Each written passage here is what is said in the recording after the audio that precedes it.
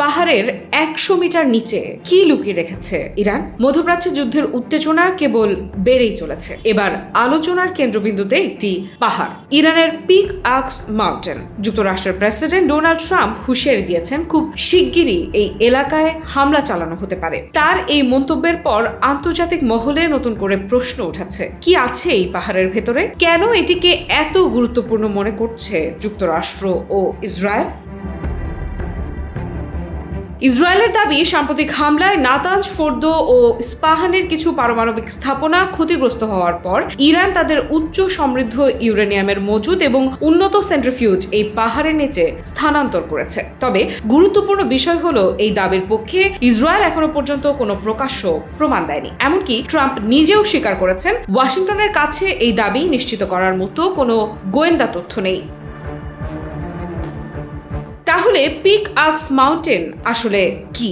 মধ্য ইরানের Natanz uranium সমৃদ্ধকরণ complex থেকে প্রায় 1.5 কিলোমিটার দক্ষিণে অবস্থিত এই পাহাড়ের ফার্সি নাম কুহ ই কোলং গাজলা। কোলং শব্দের অর্থ কুরাল বা পিক আক্স। এই পাহাড়ের গভীরে নির্মাণ করা হয়েছে একটি অত্যন্ত সুরক্ষিত ভূগর্ভস্থ স্থাপনা।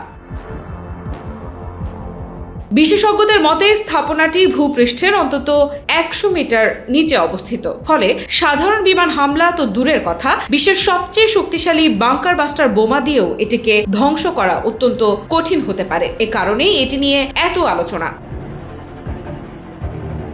এই প্রকল্পের সূচনা হয় 2020 সালে। সে বছর নাতাঞ্জের একটি সেন্ট্রিফিউজ অ্যাসেম্বলি ওয়ার্কশপে বিস্ফোরণের পর ইরান নতুন ও আরও নিরাপদ ভূগর্ভস্থ স্থাপনা তৈরির সিদ্ধান্ত নেয়। আন্তর্জাতিক পরমাণু শক্তি সংস্থা বা IAEA কে ইরান জানিয়েছিল সেখানে সমৃদ্ধকরণে ব্যবহৃত আধুনিক সেন্ট্রিফিউজ তৈরির পরিকল্পনা রয়েছে।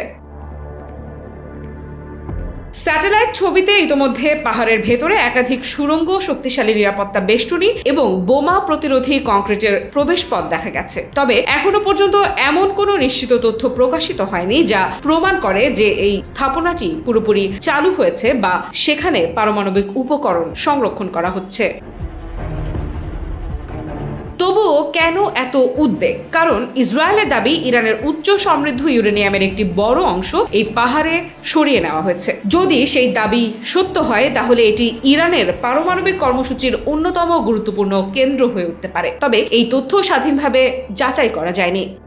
নিজের ও পরিবারের নিরাপত্তায় সব সময়ই থাকুন আপোষহীন। নিরাপত্তায় আপোষ নয়া। ঘরে রাখুন RFL ল্যাডার।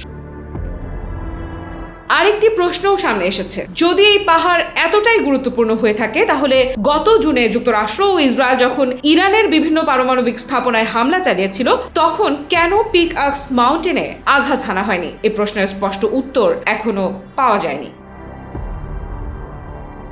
অন্যদিকে ইরান শুরু থেকেই সব অভিযোগ অস্বীকার করে আসছে। তেহরানের দাবি, তাদের পারমাণবিক কর্মসূচি সম্পূর্ণ শান্তিপূর্ণ এবং বিদ্যুৎ উৎপাদন সহ বেসামরিক কাজে ব্যবহারের জন্য পরিচালিত হচ্ছে। ইরান আরও হুঁশিয়ারি দিয়েছে, পারমাণবিক স্থাপনায় নতুন করে হামলা হলে পুরো অঞ্চল আরও বড় সংঘাতের দিকে এগিয়ে যেতে পারে। আফ্রিদা ইফরা, নিউজ 24।